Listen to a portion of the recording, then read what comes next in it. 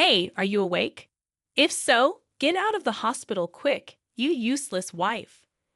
An unfamiliar man suddenly yelled at me as I was waking up. Excuse me, who are you? Are you sure you've got the right person?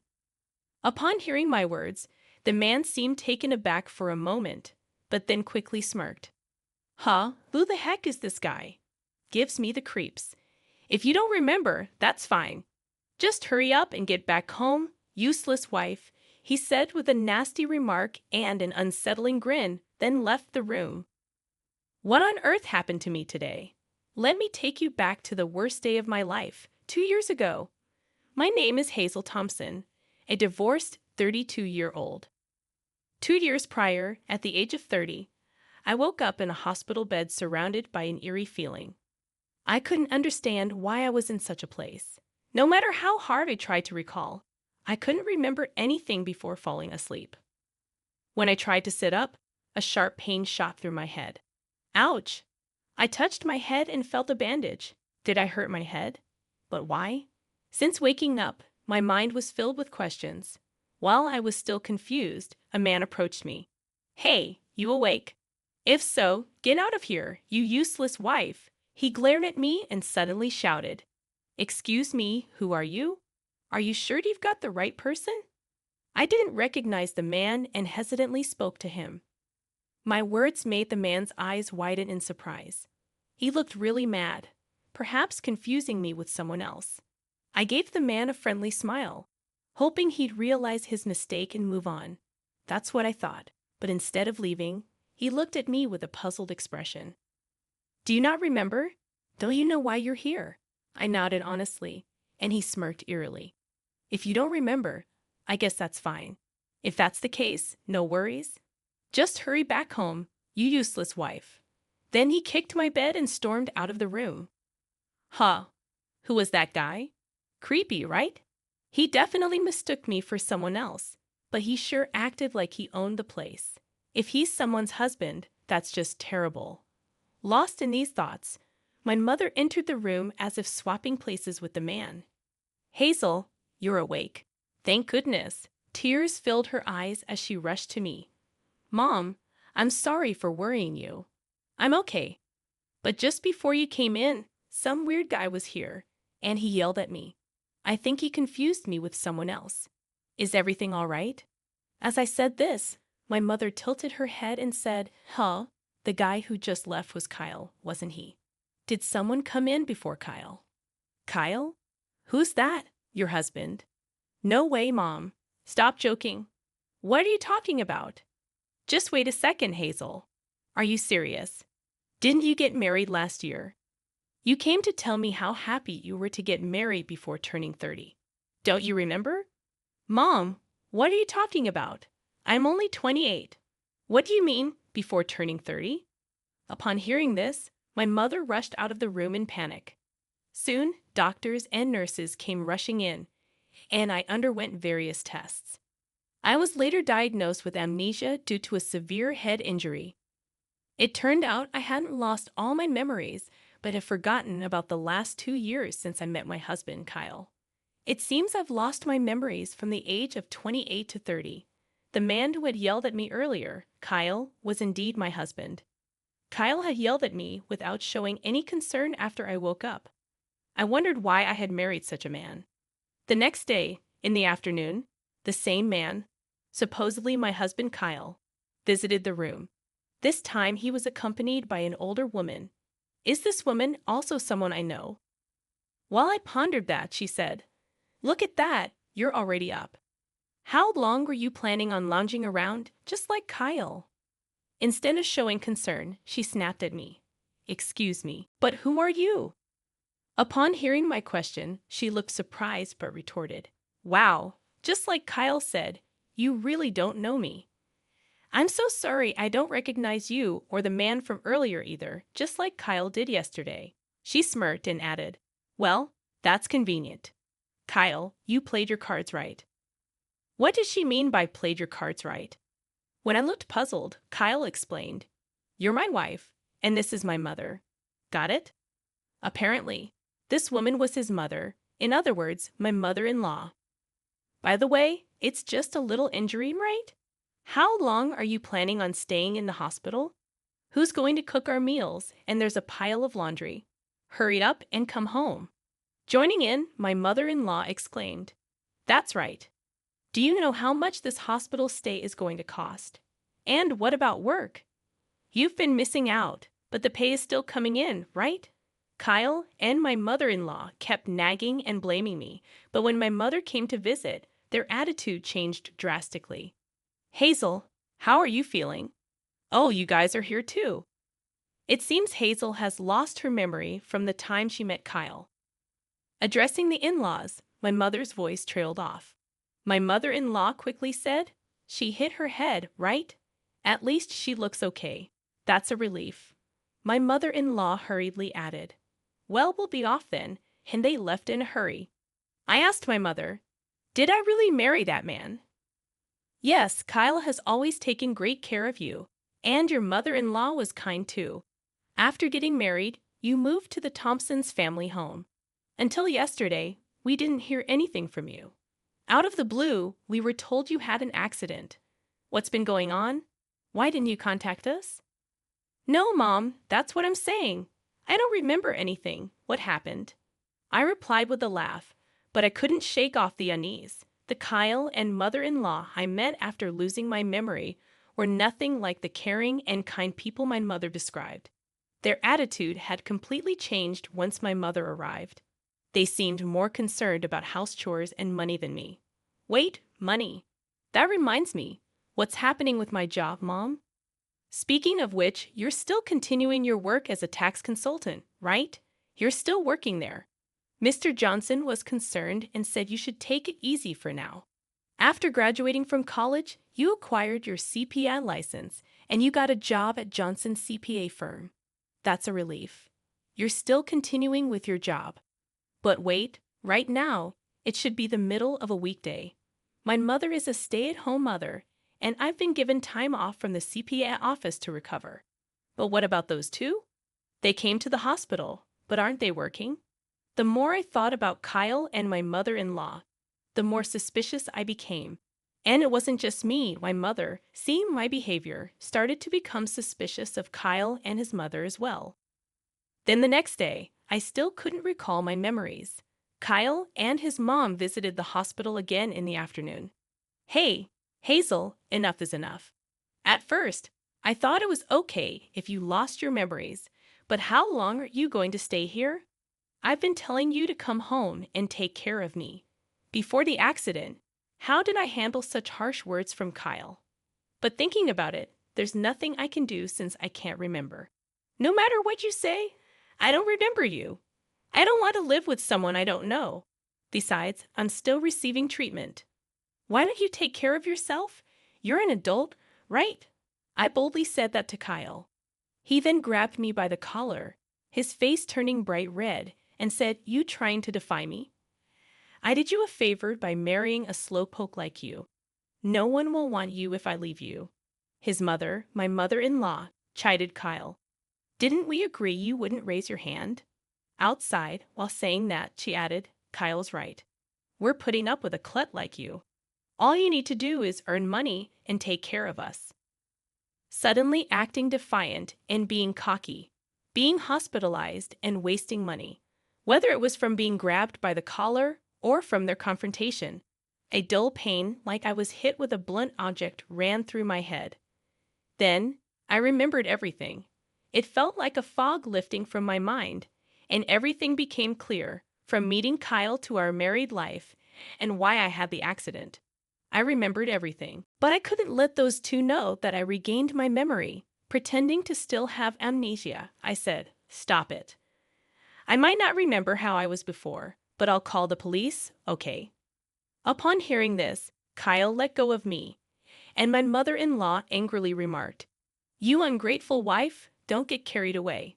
But again, their attitude changed dramatically as soon as my mother appeared. "Oh, hey, you've been visiting every day, haven't you?" With a forced smile, my mother-in-law addressed my mother. Today, a counselor also joined my mother. Apparently, there was going to be a discussion with Kyle, my mother-in-law, and my mother to help retrieve my memories. Though my memory had already returned, this seemed like the perfect opportunity. Without letting the counselor know I had remembered, we began the session. Kyle and my mother-in-law insisted there was no pressing need for me to force my memories back, and just like that, their attitude changed completely from just moments ago. Kyle spoke with a bright smile, detailing how harmoniously we had lived as a married couple up until now. My mother-in-law enthusiastically recounted how we lived like a real mother and daughter. Where did these two learn to act so convincingly? Their tales seemed so fabricated. It was clear they were enjoying spinning their web of lies. Hearing their stories, I couldn't help but frown. My mother, sensing something amiss, made eye contact with me. I felt sorry for the counselor, but when I asked if I could pose a question, she encouraged me to ask whatever I was curious about. I then asked Kyle and my mother-in-law how I'd always been a terrible wife. The counselor exclaimed in shock, "A terrible wife?" She exclaimed in surprise. My mother-in-law quickly retorted, "Hazel, what are you talking about? What's gotten into you all of a sudden? Huh, didn't you guys keep calling me a useless wife and klutz just yesterday and today?" "Oh my, we never said that." "Are you sure you didn't, Miss Shear? But you've been telling me to hurry home and do the chores, calling me a useless wife, and saying things like putting up with someone as useless as me, right? Am I being bullied by you?" Upon saying this, my mother-in-law, drenched in sweat, interjected, "Hazel, stop it. That's not true." My husband was like, "That's right. Hazel and Mom always got along really well." The two of them were visibly flustered, far more than you'd expect if they really had a close relationship. I remember everything now from our marriage up until the accident. They always burdened me with all the household chores. On top of that, my mother-in-law used to take most of my salary, claiming it was for living expenses. Facing Kyle, I inquired, "By the way, Kyle, what do you do for a living?" He hesitated to respond. "I've been working at the accounting firm and doing all the housework, right?" "That means you must be so busy you can't do housework, yet you come to the hospital every day at noon. What exactly are you doing?" "I took some time off from work because I was worried about you." "Really? So what's your job?" "That's none of your business right now." Kyle was becoming increasingly agitated. Shouldn't we be discussing everything openly during counseling? I looked to the counselor for support, and she gave Kyle a curious glance. Kyle, turning a deep shade of red, declared, "I'm currently out of work. What's wrong with that?" He shouted back defiantly, "So you're unemployed then? Does that mean your mother works?" When I asked that, my mother-in-law stammered, "Me, I am now." My mother-in-law began to get flustered. "So you're unemployed too. In our time, it was common for women to stay at home and look after the house. Your mother did the same thing. What's wrong with that?" I could see their true colors as their temper flared. No one's saying being unemployed is a bad thing. But if that's the case, why was I doing all the housework even though I was working, especially when both of you and Kyle had the time to share the chores? It just doesn't make sense to me. Getting increasingly frustrated, my mother-in-law snapped, "What are you trying to say? It's a given for a wife to do house chores, but you two were living off the money I earned, right? Isn't that a bit much? You don't get too big for your boots. It's only natural for you to earn money for Kyle's sake. Just be grateful you have someone like him." Finally, my mother-in-law, forgetting that my mother and the counselor were present, began to yell at me. "What's going on? I'm clearly being tormented here. Why did I marry someone like this? Someone who won't even stand up for me when I'm being bullied by his mother. I married the worst kind of guy." When I said that, Kyle retorted, "You calling me the worst? Don't mess with me. You're lucky to be married to a catch like me. It's only natural you'd serve me. I can't stand this charade anymore. This hospital bill is such a waste of money. I don't have money to waste on you. Just come back home." Kyle shouted this, and my mother-in-law chimed in, "Exactly. You've been hospitalized for days. How much is that going to cost?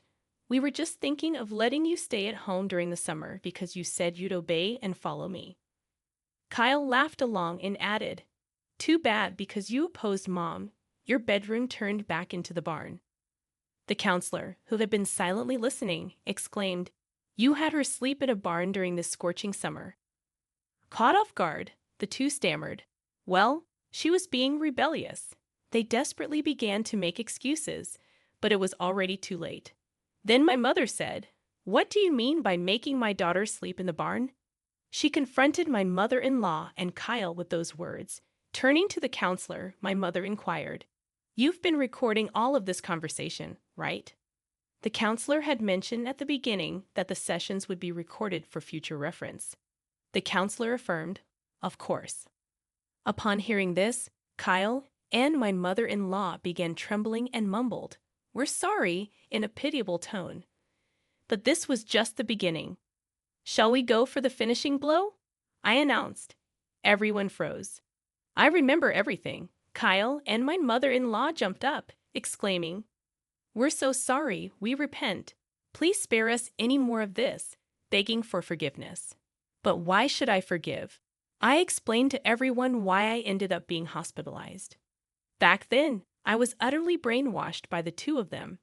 Even though I was initially tormented after our marriage, they'd be kind to me afterwards. I was relied on, gradually beginning to feel that these two couldn't manage without me.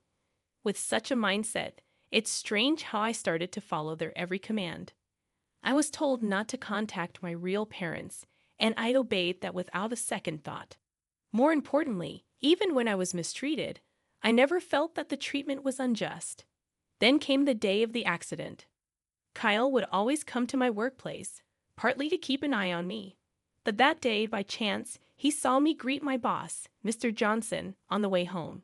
Inside the car, he yelled at me, Were you always flirting with other men besides me, like you did just now? In a fit of rage, he pulled the car over and tried to drag me out of it.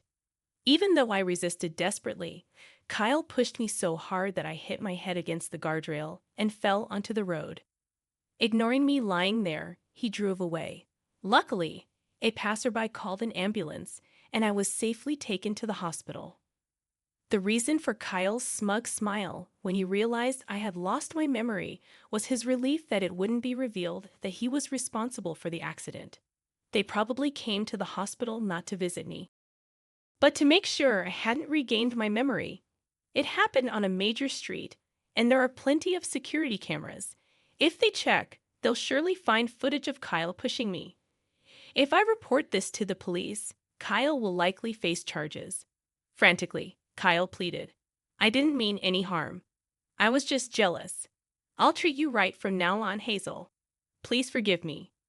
You wouldn't want me to get arrested, right? Unfortunately for him, after the accident and the temporary memory loss, the brainwashing had been completely undone.